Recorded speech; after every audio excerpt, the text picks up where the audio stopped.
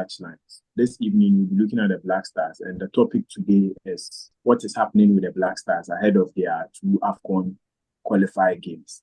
Today, we have on board Emmanuel Mensah, a CAF and GFA instructor who knows much about the Black Stars and is going to give us much information about the Black Stars. Also, we'll look at some of the absentees or players who have withdrawn from the squad and what is the reason behind it. Then we'll also look at those who are in the squad and how can they help us to also win or qualify for the AFCON, because we have 2 games left.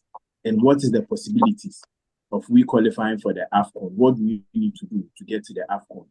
And we'll also look at getting into the AFCON proper. What are the things we need to do so that we wouldn't be faced with situations like this where we need to now hope the other teams have to lose before we get a chance to qualify. So today, we welcome Raph, who has been on this show, I think, twice on this show. And we also welcome Mr. Emmanuel Mensah, who I introduced at first, a CAF and also a GFA instructor, to give us more in-depth about what we're about to discuss today. So, Mr. Emmanuel Mensah, you are welcome to Tactics and Touchlines. Thank you very much. It's a privilege. And Raph, you are always welcome being part of the show. So you are also welcome today on the discussion about the Black Stars. The Black Stars. We know when the call-up came up, there were rumors that some of the players may not accept the call-up because these are 2 games that the possibility of re-qualifying is very, very low. We know that some of the teams need to lose before we get a chance to qualify. But after the call-up was brought up, later, some of the players now release themselves from the squad, which we know, to the FIFA rule, what we know is that in the team, if you are to being called up, you are being informed before the call-up is officially brought up. But here lies the case. We have now say injury or 2 other issues. Now they can't come and represent the country. So first, I want to start with Mr. Emmanuel Mensah, who is a CAF and also a GFA instructor. When situations like this happen, what are some of the rules or what are some of the structures that governs players withdrawing from national team call-ups? And is there a punishment that can be given to players who, when they are being called up, they just withdraw for no reason? Okay, yeah, so thank you for the question. First of all, we all know that to play for the national team comes with pride, and every player's dream is to play at the national team. Now, when you get to a point where players are trying to cite a number of reasons not to represent the national team, if only granted what they are saying or the points that they are raising is very true, then we can give them that benefit of the doubt. But when there are question marks about their commitment, then it speaks volume of how deep our ship have sunk with respect to the Black Stars. I was just going through the list of the players who have opted out and the kind of reasons that officially the FA have received from them. And some makes logical sense because it's reflected in the last game that they played.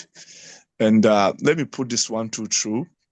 Of course, per FIFA rules, always the national team comes first. And players are supposed to always choose the national team first.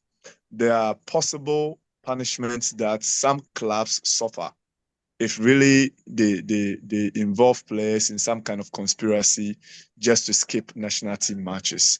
But what I would like to put out clearly is that there must always be some form of good communication between the clubs and the FA. And what do I mean by good communication? So normally the FA, the national team call-ups are done few days to, I think, the last round of matches to be played with respect to the club leagues in Europe. So there are times we end up having players that normally pick up some injury in the last game that they play. Remember that in Europe, most of the league matches ends on Sunday. By Monday, we are expecting the players to report. So if there are issues that are bordering on injuries, then it's up to the club to communicate with the national team, or let me say the federation, with respect to the countries that are responsible for those players. And quickly, it is up to the national team officials to make a decision whether to request that the player should still report at camp for the team's, medical team to assess him to see how crucial those kind of injuries are, as to whether they can still try to, manage it for the player to play. Or perhaps they will still leave the players in the hands of the club's, medical team to continue with the recovery process for those players. It is just about we having mutual confidence in ourselves, and also for the fact that we all believe in each other, that we are all doing professional work. If you can just look at it from this week, Lamine Yamal was supposed to be around for Spain. Now, just a few hours to the Sociedad game, Barcelona reported that he has picked up some kind of muscle fatigue, and so he will not be able to represent FC Barcelona. So quickly, there was some correspondence between the national team officials and FC Barcelona, and it was settled that he can still stay at Barcelona and go through the recovery. Same applies to Robert Lewandowski with the Polish Federation and FC Barcelona. Then we shouldn't forget that I think that there's also another player, Frankie de Jong, picked up a knock. FC Barcelona reported, and they said, okay, it is not too serious, so let him come over, so our medical team will assess the severity of the injury, so we can see. So he traveled to Netherlands for it to happen. So it's just about the club officials and the national team officials having that kind of mutual confidence and trust between themselves that, okay, so we trust that you are doing a professional job, and so the player is very good in your hands. We shouldn't forget we are coming from a backdrop of what happened just in the last collapse with Partey, with respect to our FA and the Arsenal, let me say, officials. It didn't go down well with our FA because we think that due diligence was not done on the side of Arsenal and even Partey himself. At the point when the FA pushed for Partey to report, the whole thing is that Partey said he was not too comfortable to be on a flight to Ghana, and that put a lot of question marks on him. And fast forward now, we have 8 players also citing various reasons, most of them saying it is injury, with the except of, I think, Joseph Pinto, who is saying it's a personal reason. And there have been a breakdown. I don't know whether if you have had access to those players as to the minor injuries that they have actually, recorded in the last games that they played. But just like I've said, this should just end on the fact that our FA have been in regular contacts with the officials of the various clubs of these 8 players, and they are certain that truly those players have picked injuries or knocks, and they will not be able to be representing Ghana. If that is settled, then there's no need for us to be looking at revoking rules that are being put out by FIFA to see whether if the clubs have acted well or the players have acted well or whatever. So that is the point I just want to make. Okay, so looking at these players who are not reporting because of injury, and there are issues going around that Thomas Partey didn't come for the other game where he reported illness. Arsenal also reported, yes, he is ill. We told him to come so that there will be an access on him to see if he can really help the team up, but he said he couldn't travel. And this call-up, Otuado stated that Thomas Partey was willing to come and play, but he felt that it wasn't the right time to bring him on board. We all know that if we are in a crucial time where we need to qualify for the AFCON, but it feels that the possibilities of re-qualifying is very low. So that is why some of these players are trying to just withdraw and just stay, because we know in December there are a lot of fixtures coming up for their clubs. So it's best for them to just withdraw because, in quote, this match is not a match we can win both or expect Sudan to lose both of their games and we qualify ahead of Sudan. So maybe that may be the reason of they putting up. That's what is going around. But Sure. as you stated, that the FA has accepted the report from the clubs on the players about their minor injuries and also illness, and they see that yes, it is good for them to stay and not come and join the team. So I think what I want to also find out is, going forward, is there something the country itself or the FA needs to do, especially when it comes to call up like this? Because in the first statement, I was like, I know when there are call ups, players are being informed maybe days ahead before the official call ups are being given out to the media. So were there informations being sent to these players, and did they accept it that time and now they are just withdrawing? Or was it just a misunderstanding between the FA and also trying to get the message across to the players earlier to know before bringing up the call up? Yeah, like you rightly indicated, the norm, or let me say the status quo, should have been that, like you said, the team officials, our team officials, so let me say our technical staff, have to be in regular contact with these players, assessing as to how ready they are before they are being called. The two local players that were called, I think Razak Simpson, I think three of them, Razak Simpson and the Samatex boy Afo, and the Kotoko player. I was at Prampram when Utuado visited.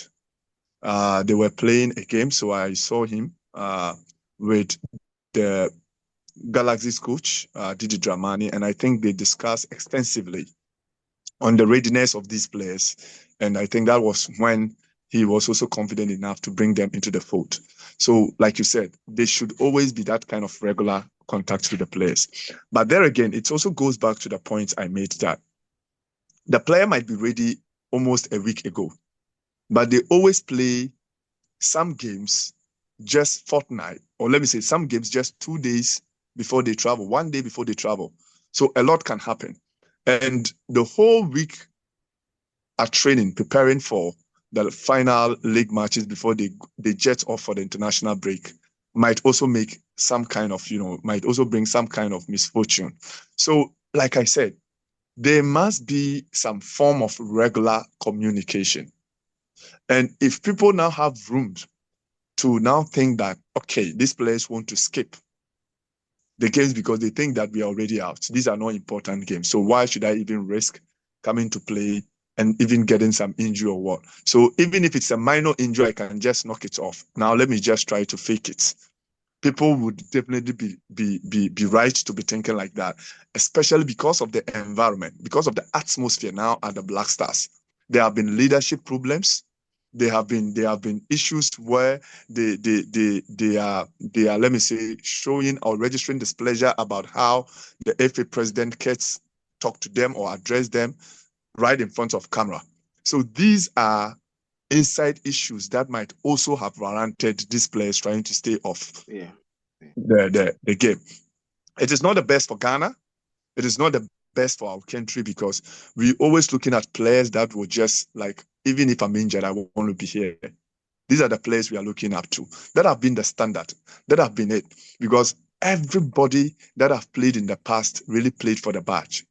And that is the kind of players that we are looking at. But one thing I would like to also put across is that we shouldn't be looking at the Ghana case in isolation.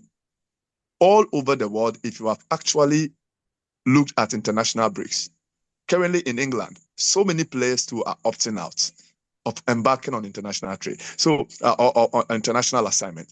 And the reason is because now the international calendar or the whole calendar for the season is so packed that players are talking about the load that they're supposed to be buried. So it is not only Ghana. Ghana might have our own peculiar, like I said, inside, misunderstandings, inside chaos that might have affected these players or might have, in a way, made these players decide not to come.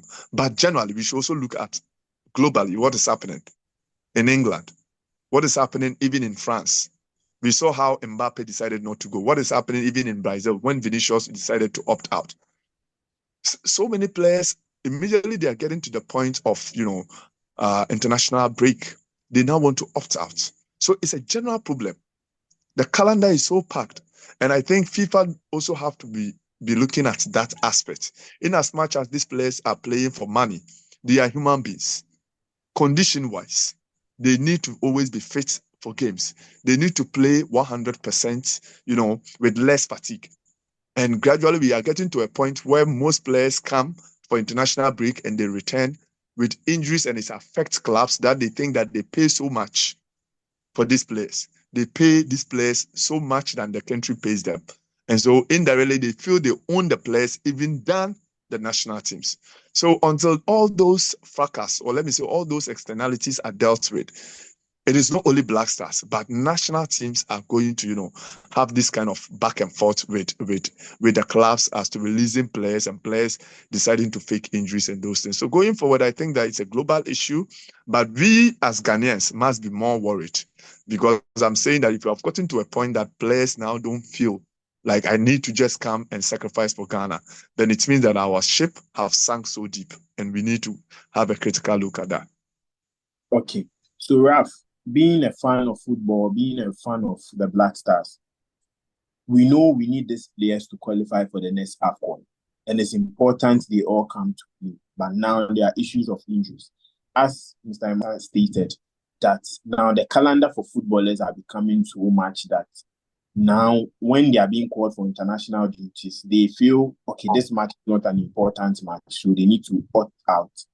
Do you think going forward, FIFA needs to look at the international break calendar, or they need to also check on things that they will do to try and make this calendar easier for the players to now get enough time to rest, enough time to play for the clubs who are paying them more, and also look at their fitness also, because we saw players like Rodri now being injured, playing a whole season, going for Euros. Now he's injured for almost a season. We are looking at bigger clubs now being affected by injuries, players getting ACL, and a whole lot of things. So going forward, do you think it's best for FIFA to now limit the type of international breaks that are being given, and also try and fuse the matches together so that maybe if they go for international break, they can get to play 2-3 games, then it will take them at least 2-3 months before they have to visit an international duty again. Okay. So thank you very much. Please, what I will say is that it adds more entertainment to the game. Players want to play football. Fans want to have a feel of their own players playing. So, for example, national teams, aside the club sides, they have supporters who only want to see their national teams play. For example, over here in Ghana, we have the Abraham Boachi, a one-man supporter, as we could say. I mean, he's a die-hard Black Star supporter, who even said one time that he would even choose the Black Star ahead of his parent or something like that, just on a lighter note. So I would say that the national teams are there to not only, you don't need specific players to play for the national team. It's a wider scope. I mean, there are a lot of players playing for example, England can field about 11, let me say about 5 sets of first 11s if they are really going to do that. They can field about 11 sets of new players. The same as Ghana Black Stars. Jordan Ayew and the key players are not the only players we have in the national side. Antoine Semenyo, fine player. But the Black Stars shouldn't only be cited that these are the only players who can play for the national team. There are a lot of players who can play.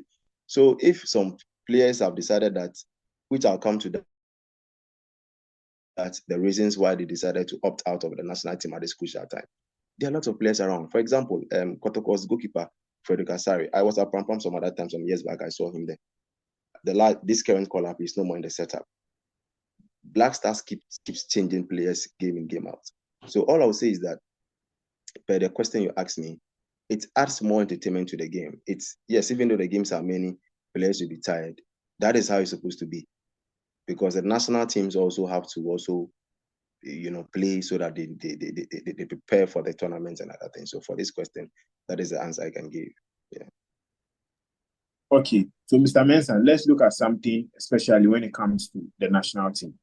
As Raph stated, the national team, there are a lot of players that can play for the national team. There is no need of calling specific players, especially when it comes to national team duties. There were rumors around that with our little chances of qualifying for this AFCON, this was a chance we could introduce home-based players or local players, calling them, using them for these 2 games, for them to prepare and pick some quality out of them, then we'll join them to the main team for the World Cup qualifiers. Do you think this approach would have brought a good deal for the country to avoid all these withdrawals, or you think the local players are not fit enough, in quotes, for the Black Stars? Let me get a bit technical on this as a coach. For national teams, their periodization is a bit different. And what I mean by periodization is their football cycle for coaches to plan in order to get the best out of the players is a bit different from the club, because you only have some group of players that are available to you within some few days. You need to prepare them, go and get results, then there again, put some smiles on the faces of fans. And this have to happen within some few days. So whenever you look at the macro cycle, like the whole year's plan of a national team coach, especially with the senior national team, it is a bit complicated. It's a bit complicated because you are just in limbo as to whether to keep on trying players or call the same group of players to build a team. And that is one thing that I've always said, that if you are giving the national team job as a senior coach for our senior national team, then you need to be more professional. It is not about what the journalists out there are saying. It's not about what the Ghanaian fan is saying. This player deserves a call-up. This one have to be there. You need to give the local boys chance for them to come and prove. You need to do this, you need to do that. It's just about how can I build my team. So if you have confidence in some group of players that you want them to play close to each other, in order for you to form a formidable team, in order for you to have that kind of consistency and vision, then it's not about having a large pool of players and just keep on testing players. And one thing I saw with Otuado was that he was very consistent with his call-up. If not for recently, Asari, who was dropped because I think within the week he didn't play for Kotoko. Asari have been called for several times, even when people are thinking that there are some other local players that they think, local goalkeepers that they think is supposed to be called. So here it's just a matter of what does the coach want? Is the coach looking at trying to build a formidable team with some group of players, or trying to try a lot of players just to see who can play in the next game? Which, of course, for me, I think that the biggest call have to come from the coach. But for me, as a technical person in the game, and looking at how the micro cycle and the micro cycle of a national team is, I would always be going for 90% of the call-up must be the same faces. Then I would just put 10% for those that perhaps because of injury, or those that have dipped form, or maybe at the club level, they are not being consistent. And they would just come in as at when I feel it is important for them to come in, because the focus must be about building a team. Don't forget that for almost like 5 years now, we have had 6 coaches. And all these coaches come in with different sets of players. So the question is that, do we have a tactical identity? You don't have. And how do you build a tactical identity? Is when you keep maintaining the same group of players, for them to understand your tactical, philosophy, for them to understand your game plan, for them to understand your game philosophy or model. And that can't work when you keep on bringing on new players and trying new players, or doing wholesale changes in the team. And Ghanaians talk a lot, but they don't talk from the technical point of view. Most of them talk from the fanaticism base. And that is where, as coaches, I think we need to get our plan right and go forward with this. Now, let me tell you this. These 2 games we're supposed to play, that people are trying to downplay that we don't have any chances of qualifying, and so we need to give people the chance. We can even call up new sets of players and those things. Have we forgotten that we have some World Cup matches to play? World Cup qualifier matches to play. So these 2 games should have been the games that Coach Otuado should have used to assess the players very well. These 2 matches should have been matches that Otuado would have used it to communicate more of his tactical plans. Because so far when he came, we have not had any clear tactical identity from him. Meaning the players are are finding it difficult to understand the coach in terms of his coaching plans, in terms of his game model and all those things. So this would have offered him the chance for him to put up some formidable team working towards the future, regrouping them, solving internal crisis, putting them together in the midst of all these storms, trying to fix the problems internally, leadership problems, trying to fix it.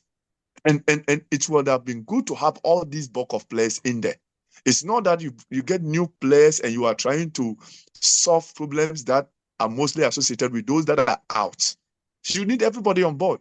So this could have offered us a very good opportunity for him to start afresh, for him to start fixing problems that, because frankly speaking, if you are going to look at players that can guarantee us better performance, then you are not looking far from the sets of players that he called initially. They are the best we have. They're the best we have. And it's about having the talent pool.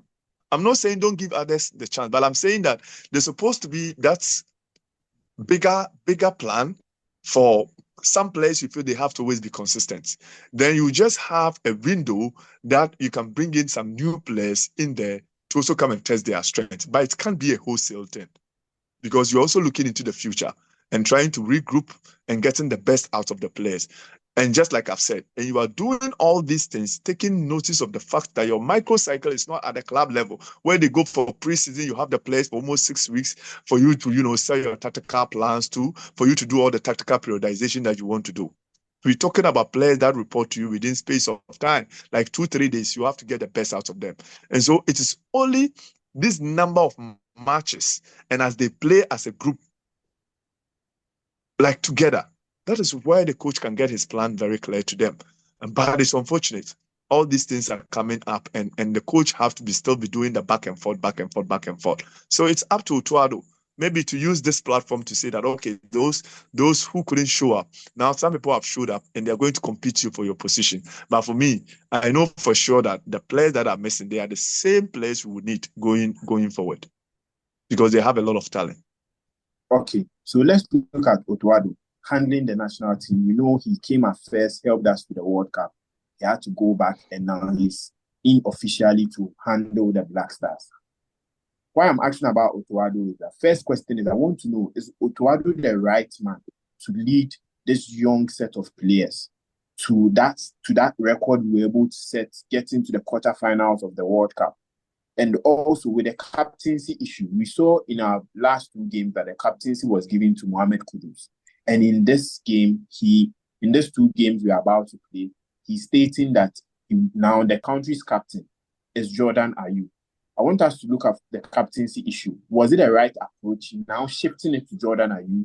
And also, is Otuado the right coach to lead the Black Stars?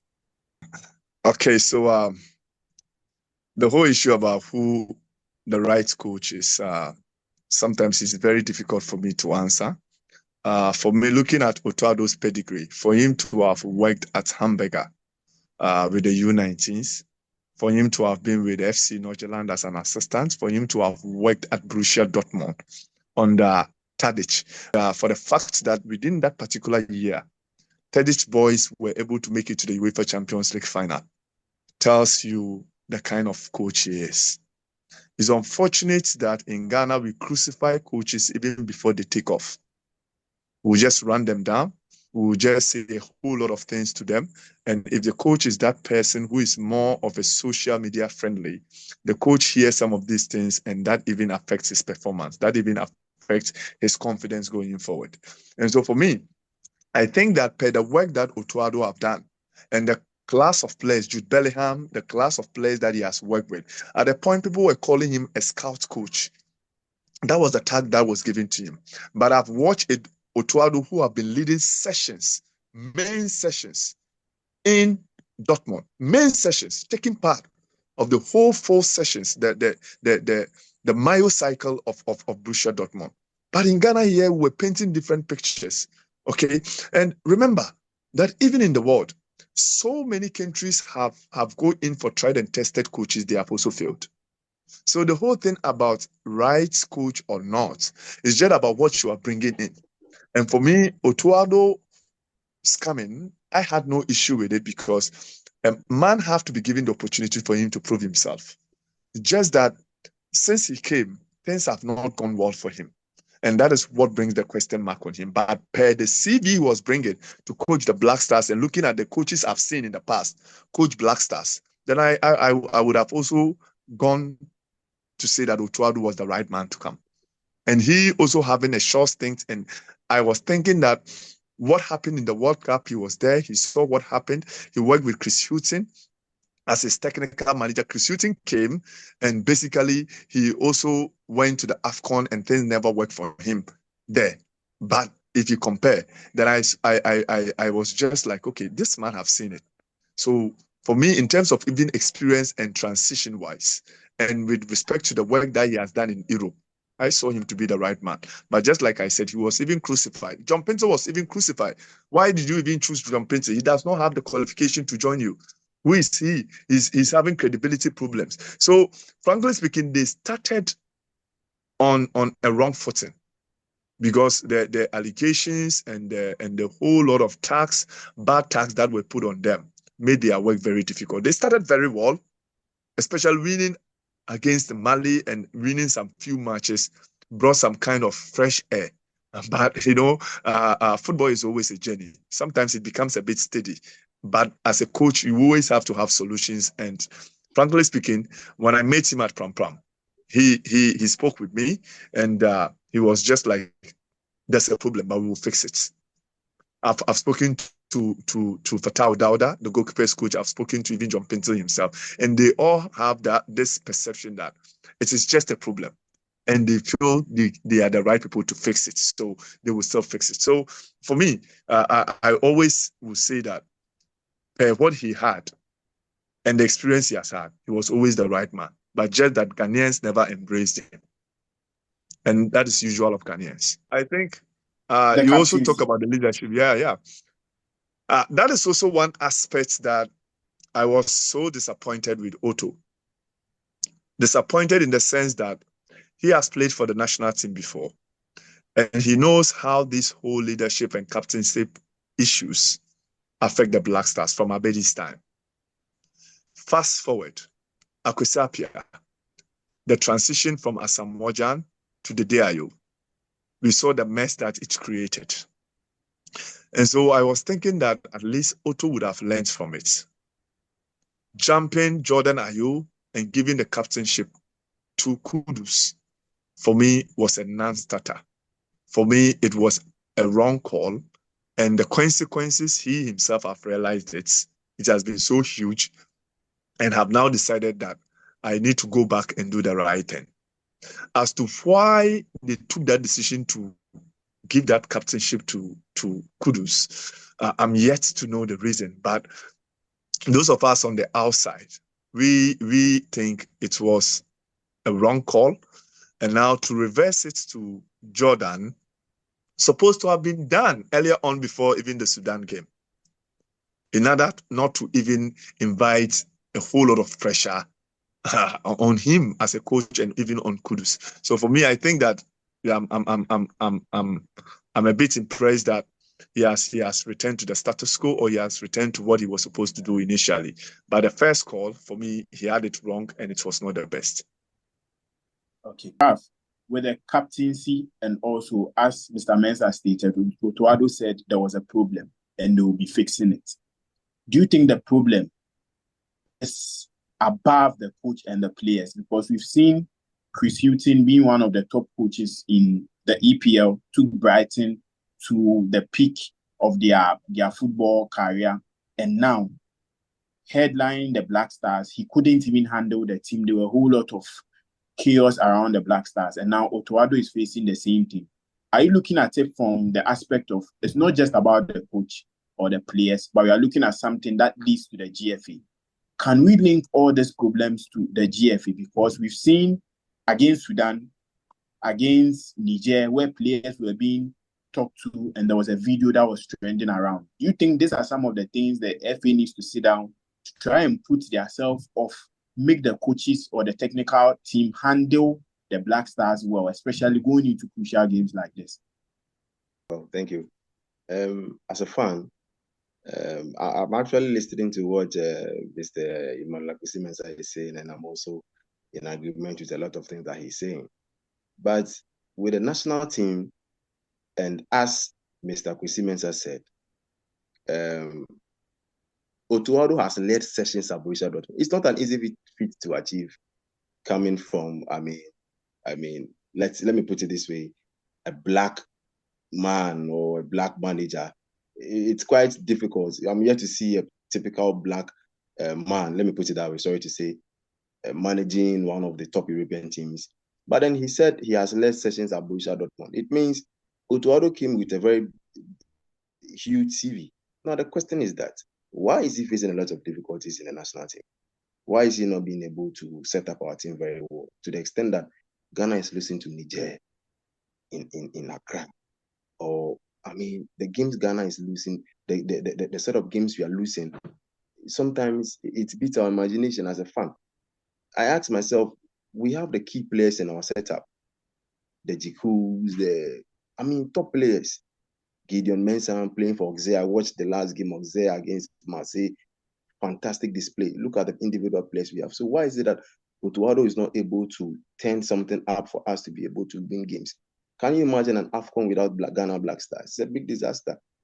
And Fatah Odada, as Mr. Mensah said, they are going to fix it. We've been waiting for a long time, and they've not been able to fix that issue. And Ghana will be out of the African Cup of Nations. Does it boil down to tactical issues? Are there some outside forces who are making sure that they select this type A player A or player B? Are they forcing them to play a particular system is not convenient? And as we said earlier, what is our identity as a national team? We've changed Chris Hughton. Became, I don't know if, yes, he said earlier, we need consistency. Yes, he's calling the same players. Mohamed Kudus, Jordan, the players are coming. I can say there's a little bit of consistency in the team. But as to how it is going to turn our results into, maybe we should get the 3 points, or I'm here to see. And he's saying, Kwesi Mensah said, Ghanaians have touted him as a trainer scout or something like that. I mean, when you're not getting results, Ghanaians will talk. Okay, he came with a very huge CV, Borussia Dortmund, Northern, etc. But why is it that he's not able to function well in the national setup, in the national team? Is he getting some? Are they imposing players on him? Are they forcing him to play players? Maybe look at the captaincy issue, for example. I know there are many reasons why captains are being given to particular players, but I'm here to listen to what Otuado will say specifically on why he gave the captain to maybe Kudus ahead of Jordan. And just recently, the players have decided not to show up for the nationals. I think that one of the main reasons is that of the way Kurt lambasted them openly in front of cameras. It was a major problem. And I listened to one media house, and the journalist said one player told him behind the scenes that if they knew Kurt would have said that openly in front of camera, they would have walked away. So in a nutshell, the players are not very happy with how Kurt dealt with them on that particular matter. So back to Otuado. I feel we need a new hand. We need a new face in the setup. We need a new face in the dressing room. But for how long are we going to change managers? From Chris Hughton, Otuado, this, that, we've been changing managers here and there, but we are not seeing the results.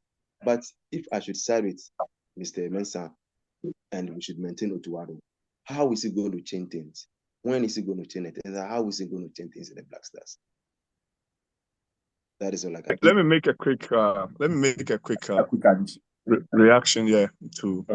Okay, so let me clarify that I've not in a way endorsed that Otuado should be maintained. I think I was just looking at it from the retrospective. His CV. Yeah, his CV. By the time he was coming. So it was not even after the results that people were calling him the trainer scouts. Before he even arrived, those things were thrown at him, left, right, center. John Pinto became the topic of discussion that he does not have the right qualification to be there. And the whole technical staff is empty, and they don't have the acumen to handle the Black Stars. So those things were said even before they took over. But what I was saying is that if you compare the previous coaches that we have had, even Milo, who became a hero at some point, Ghanaians really hailed him. We saw his second coming. It was very poor. But Milo by then had the best out of even, let me say, the latter part of our golden generation. Same coach, same coach. That is why I'm saying that coaching is a journey. There are times that you can get things right. There are times that you will need time to fix it. There are times that within 2-3 matches, you have fixed the problem. Sometimes the problem might be very deep. And as you try to solve, you get deeper and deeper. It's a situation that coaches find themselves in. And that is when the bosses have to make the call. Do we still give him time for him to fix the same problem he has created? Or we bring in a new face to come and, solve this whole thing. Even in Europe, we see it. So the decision is up to the handlers. The handlers, let me say the football people, the bosses who are in charge of making this kind of calls. They themselves let me say they are sitting on the fences because, like I said, 5 years, 6 coaches. So why do you still keep changing coaches? And the problem is still lingering. So they feel like, okay, why is it that we also don't give this coach time for him to fix the problem? So it's a big call for them to make. I've not endorsed that Otuado should be maintained. I was just trying to put information across that he is very confident that there's a problem and he thinks that he will be the right man to fix it. As to whether they will give him time to fix it or not, it is up to them to make it. But we will still be going round in circles if we don't tackle the fundamental problem. And just like I've said, the fundamental problem are mostly external factors. It does not bother so much on tactics. It does not bother so much on technical. Mostly it's about psychosocial. Let me tell you that when it comes to the fundamental criteria that determines football performance, the technical aspects, the tactical aspect, the conditioning aspect, and the psychological aspects. These 4. When you are handling the national team, the senior national team, the one that becomes a priority is the psychological aspects. Because one thing is that the players already, technically, they are good. If they are not good, you will not even invite them in the first place. And look at our players. Most of them are playing in Europe. So meaning they have the ability, we have the talent pool. 2, for tactics, I've told you that you need to fix that within few days. So if you call yourself a national team coach or you accept that responsibility to become a national team coach, especially if you have worked at the club level and you are transitioning into the national team, things are not the same because you are going to work with different microcycle. With a club level, you have 6 weeks of preseason or even more. 8 weeks sometimes to communicate whatever you want to do, to determine your playing patterns and all those things. The players knows exactly what you want to do. So they come into the season with clear-cut ideas as to how to play. At the national team, it is different. So for the tactical bit, it's just about you trying to look at the talents you have, the profile of players that you have, and getting the best out of them. As to whether you're going to play 4-3-3 system or 3 back or whatever, it's about the profile of players that you have. So putting that one aside, the most important thing is the psychological aspect. And it's very clear that it has always been about commitment. It has always been about pride. It has always been about egos. It has always been about team spirits. Black Stars, look at it for some time now. It has always been about leadership, and this revolves around what we call the psychosocial element. And so that has to be looked at very well. And the reason why I feel that we have let ourselves down is that, look at it, just assess our team. Since 2017 coming, if you look at the Black Stars, we have been going into tournaments and we have been putting up bad performances. And it has become very consistent. Within this period, we have been beaten by Gabon, who were ranked almost like 84th world ranking. Comoros have beaten us. That is, as at the time they beat us, they were like 118th ranked team in the world. Mozambique, look out for the things that caused us. So the coaches that take over, do they really pay attention to these technical reports before they start work? Because it's as if they always jump to the same problems that they inherited.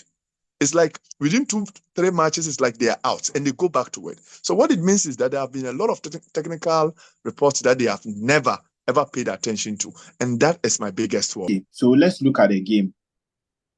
We know that the last time we won a game was in the World Cup qualifiers against Central African Republic, and we've had 4 games without a win. I want, from the technical aspect of the game, what are our chances of qualifying for this AFCON? And I want you to give me a possibility, maybe from 1 to 10, the chances of we qualifying for this AFCON. For me, we have a very grim possibility. I've been saying that we only going out there to chase miracles, frankly speaking. It will be more of if we say we're going to qualify, we'll qualify. It's more like a mediocrity marathon. We don't have any chance to qualify. I don't think the Black Stars have the chance to qualify. Yes, in football, we always say anything can happen, but we need the Black Stars to beat Angola. We need the Black Stars to beat Niger. At the same time, the Black Stars will need Sudan to lose their 2 games against Niger, who already everybody have beaten them. Who at least Sudan virtually having a drawn game with them shouldn't be a problem. So for me, I think these 2 games is about playing just for the pride. It is not because we are playing because we want to go to Morocco. These 2 games should be a game that we can use to fix our pride, to fix our reputation in international football. This is a game that Otuado have to really use it to prove to Ghanaians that there was a problem, but I think that we are solving it. This is a game that he has to reimpose the confidence that Ghanaians have going forward. This is a game that he has to reimpose the confidence that his paymasters, those who appointed him, he can assure them that they can make the big decision for him to continue. This is the game that he can use to rally fans that the Black Stars are back, and so we are ready to play for the flag. And so that is what we are supposed to be looking at. But for me, I don't think that even if I'm supposed to choose from 1 to 10 on any scale, I would say we have any chance of qualifying. We shouldn't be thinking about qualifying. We should use this game to prove a point, and that is what we're supposed to be doing. Okay, so Raph, let's look at our chances of qualifying, because in our group, Angola has already qualified, and Sudan being mentioned, Sudan is on 7, we are on 2. If Sudan is to lose their next 2 games and we winning our next 2 games gives us a chance to qualify. But don't you think Sudan losing their next 2 games would bring up an issue between Kwesi Appiah and the Black Stars, where these qualifiers were about to start? There were issues about, like, he's part of the board and now he's coaching Sudan. If Sudan gets to lose their 2 games, even if Angola and Niger gets to play well and beat Sudan, do you think Kwesi Appiah will still be maintained as the Sudanese coach? Okay, that will be a big decision for the people of Sudan to take. For me, I think it will be totally out of place for people to be citing that perhaps maybe Kwesi Appiah have let Sudan people down because he wanted Ghanaians to qualify. For in the first place, he has already proven that he will not choose Ghana over his Sudan work. And that is what mattered in the 2 games that they played. They had the best of maximum results. Whatever happens with the Niger and the Angola game boils down to football, which of course sometimes you can have a bad day in the office, and that might be, a reason for that. But it is very clear that he has made Sudan a bigger nation in terms of football in recent times. The whole thing is that he has actually put a lot of confidence in the average Sudan fan out there, and he has already made name for himself. Losing these last 2 games, for me, it will be a big blow. But I still think that it's not a possibility though, because Kwesi Appiah have done the biggest job. He has actually jumped the biggest hurdles, and these ones shouldn't be a problem at all for him, just to get a point out of these 2 games in order to qualify. We can only wish him well because he's a Ghanaian, and I think he has worked hard to get to where he has gotten to. And I just like I said, we should only wish him well. For the rest, it's up to Sudan to take that decision, but I don't see it to be even a possibility. Okay, so Raph, I want to find out from you, going forward, what do you think is the solution now to get this Black Star team up and running again? Solution that I would think can help them for them to operate. Yes, we don't have a clear evidence as to if the managers are being given the freedom to operate as to the type of player they should call to the national team and how they should play. But we can see it and we know it. Because there was a time, there are some Ghanaian Black Star players I knew who personally resigned or decided not to play for the national team. Somebody like Alfred Duncan. I watched him play against, play for Venezia against, I think, Mensah also. Fantastic midfielder by all standards. And this guy decided that he's not going to play for the national team again. What is the reason? He's not getting enough play time.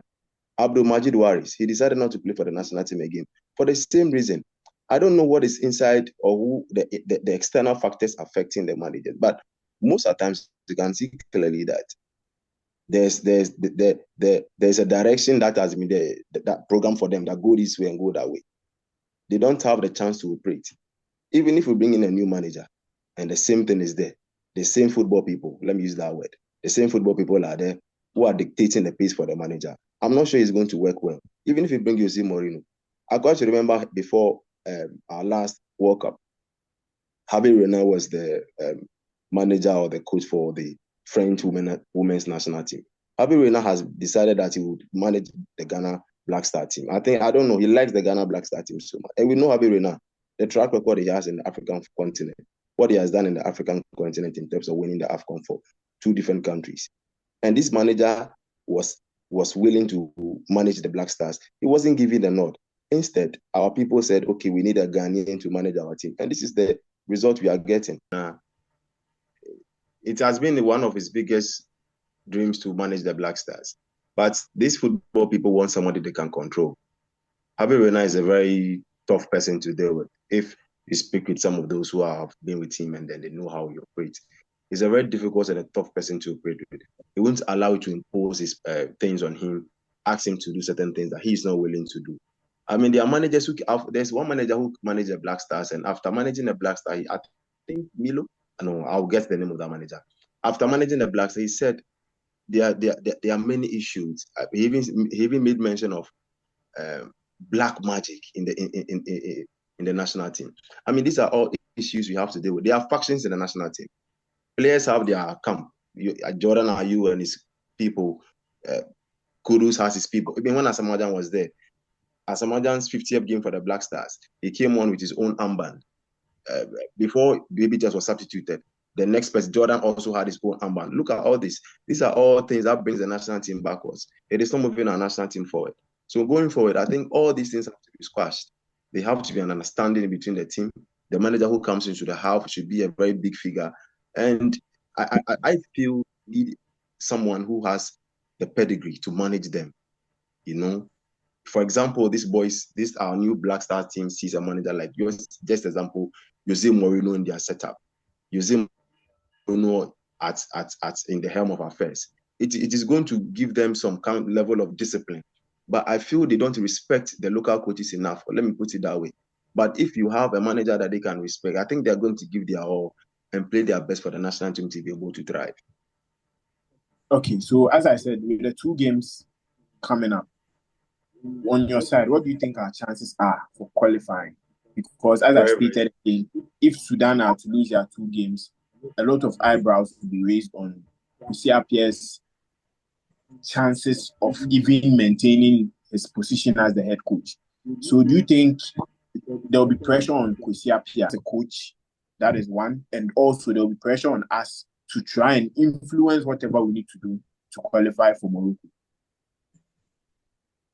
Kwesi Appiah is already a hero in Sudan. I mean, Kwesi Appiah is already a hero in Sudan. The sort of respect the Sudanese people give to Kwesi Appiah is very high. And just getting a draw is very easy for Kwesi. Look at Kwesi Appiah playing virtually unknown players. The players Kwesi Appiah is using are virtually unknown that I can't even mention 3 players from the Sudanese national team. And look at our players. Look at how he has turned the Sudanese team into. Look at how they play. You can see that there's a direct pattern. There's a particular system. There's a way they are playing that has been well coached. This is a team that is playing under a manager. Okay, our chances are very slim, and it is even hurt to say this that we can't qualify. It will be difficult. Yes, football, everything is possible, but this is if in any case Ghana qualifies, they are going to raise a lot of questions about the Sudanese team, and I don't think we can qualify. It is going to be very, very difficult for Sudan to lose both games. No, it is going to. Our chances are just slim, just hanging by a thread. We can't. It's very difficult. Okay, Mr. Mensah, looking at Kwesi Appiah, he coached the Black Stars. He had his good times. He introduced some quality players to the national team, which we are benefiting from them now. Do you think we rushed, as you stated some time back, that in 5 years we've changed 6 coaches? Do you think we rushed in pushing Kwesi Appiah out than giving him time to now be able to identify what we need to do to take us to where we are? Because we are seeing, as Raph said, with the Sudanese national team, we can't name at least 3 to 5 players who are playing professionally, maybe outside you. But these are players who are structured and they are playing quality football for Sudan. So was Kwesi Appiah pushed out very early and not given the chance to mold this Black Star team in how he wants it? Yeah, so for me, with my background as a coach instructor, I wouldn't always recommend that you too quick or you take hasty decisions in sacking a coach, because I know that for sure coaches will need weeks, months, and just to put their game plan into play. And just like we've said, coaching Sudan will be a bit easier than coaching the Black Stars. So I'm not so much taken aback. I'm not so much overexcited that Kwesi Appiah is so much of a genius of a coach, because Ghanaians were rushed and he was the best we could have had at the Black Stars. He had his own strength, and he was also like so much imbued in these same problems. Have you forgotten that change, that introduction of general captain to Asamoah in the day? It was under Kwesi Appiah's tenure. And that is why I'm saying that the mistakes that are done in the past, they all come and they repeat it. But that also notwithstanding, that does not mean that I endorse sacking coaches within split seconds. Then you are sacking, you are bringing. I think coaches need time.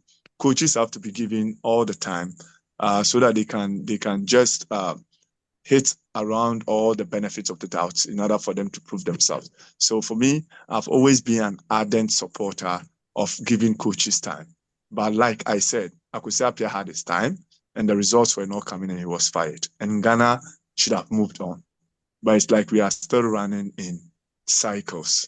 Let me re-echo that point that I think coaching Sudan is easier because at Sudan, there are less egos. At Sudan, you are working with players that are coachable. In Ghana, in the Ghana setup, we are having players that have egos, players that are uncoachable because they are coming as stars, they are coming as players that have millions of supporters following them, players that they have been seen in the EPL week in and week out. When you look at Thomas Partey, Arteta can tell him to play right back. Will he play right back for Black Stars? No. He would dare tell the coach, don't play me there. I will not play there. But at Arsenal, he plays there. So that is what I'm trying to talk about. Players that run into Black Stars are not too coachable. They are players that come with their own profile, they come with their own egos, and you have to, be making some bold decisions. And that was what Kwesi Appiah during his time couldn't also do. And he was shown the exit door. For me, going forward, immediately you accept to become the Black Stars coach, you should have the balls. Raph was just talking about how they are being manipulated and all those things.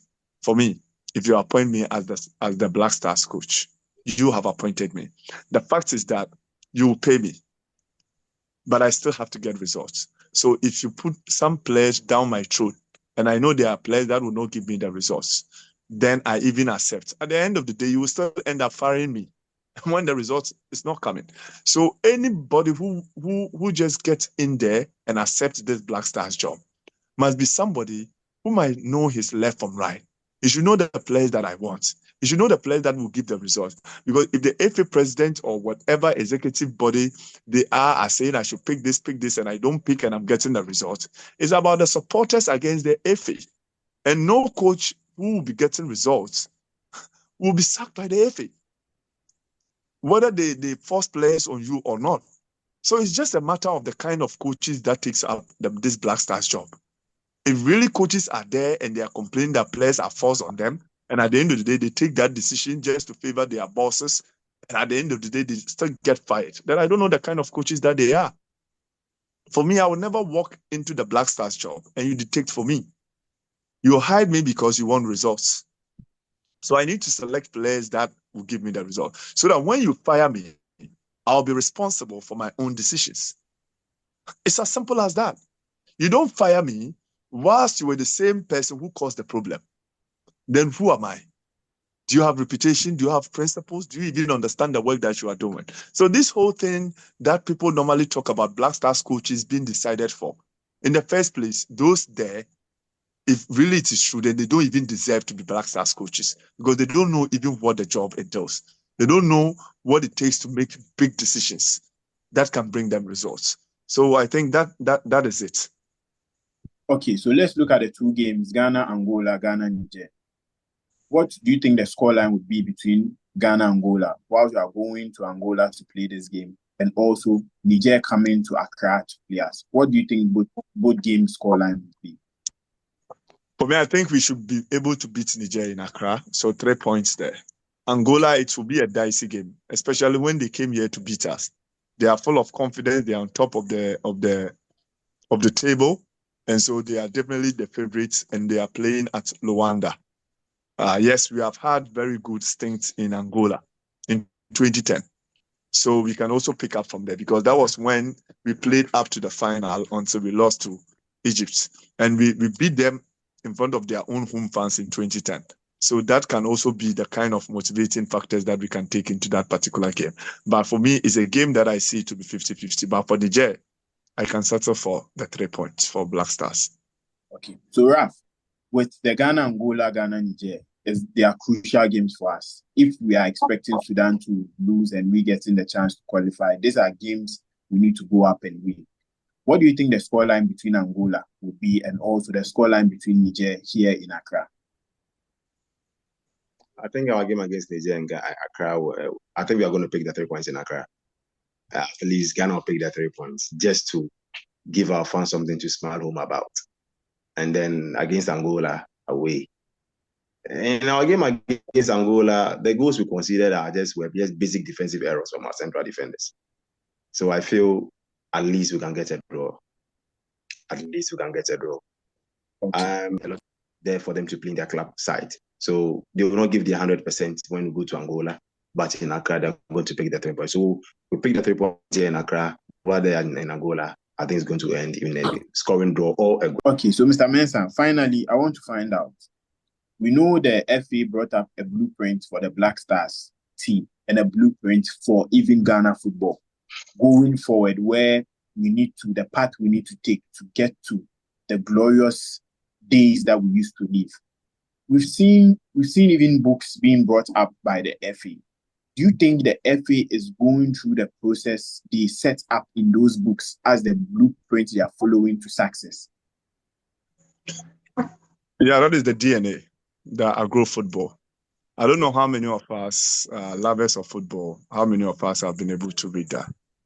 Almost over 130-something pages of a book, authored by, I think, Bernard Lepet, who just exited as the technical director. I don't know if people are even aware of this, because if you have a blueprint, then it has to be carried out right from our U15s up to the top. But frankly speaking, I've been at Pram, I've seen coaches come and go. They all come with their own tactics. They all come with their own game model.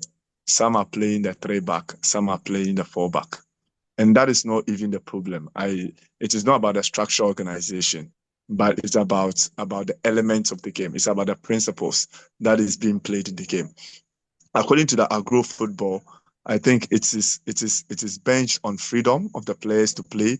It is bent on the passion to play. It is bent on the team spirit, because it was picked from the fact that Ghanaians normally play the gota ball. And with the gota ball, it's like the ball is on your feet and you are free to do a lot of things. But the whole concept is that, can we situate it to the modern football? In the modern football, can we say players can have the freedom to play right from the defensive third into the attacking third?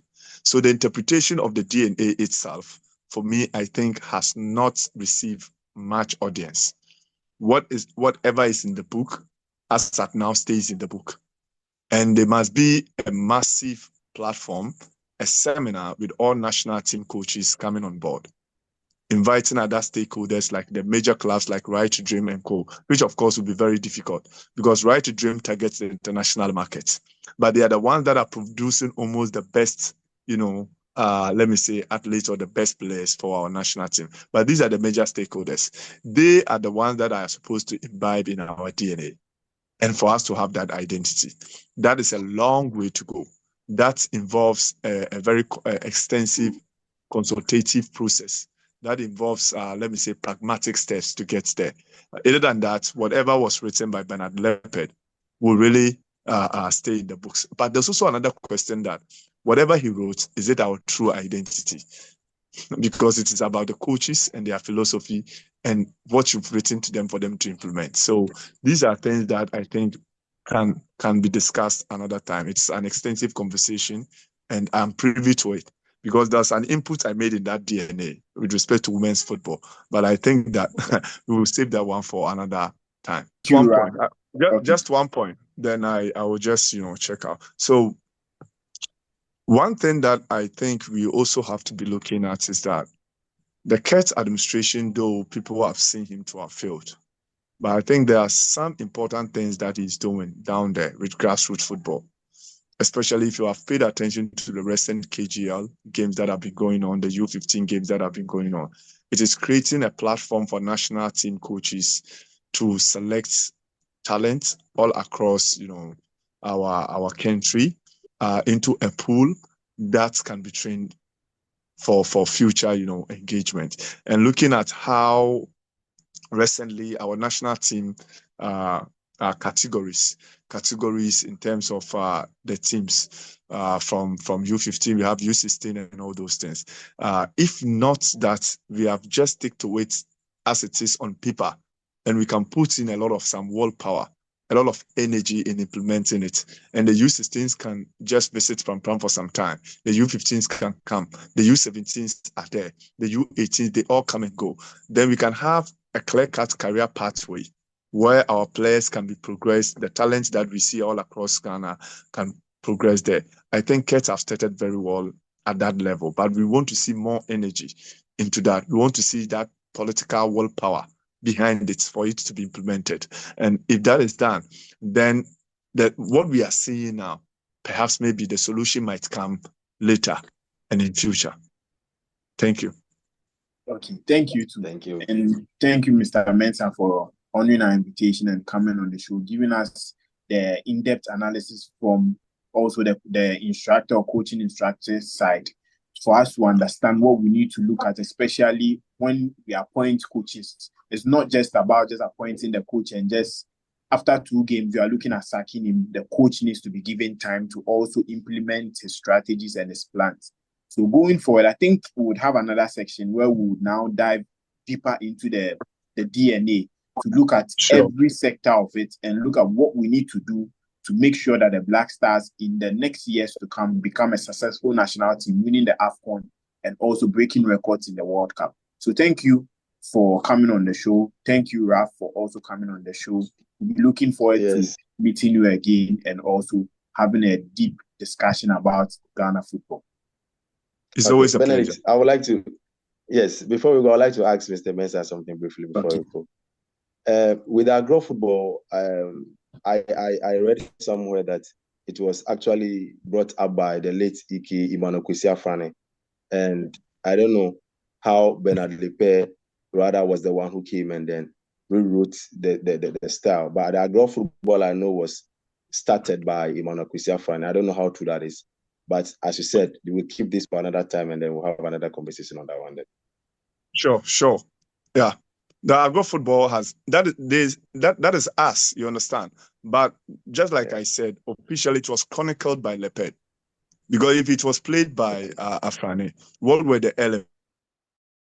Leped, who rather sat down and just tried to say that it is a possession base, it is technique, it is speed, it is this and that and the four pillar. So let's talk about that later. All right.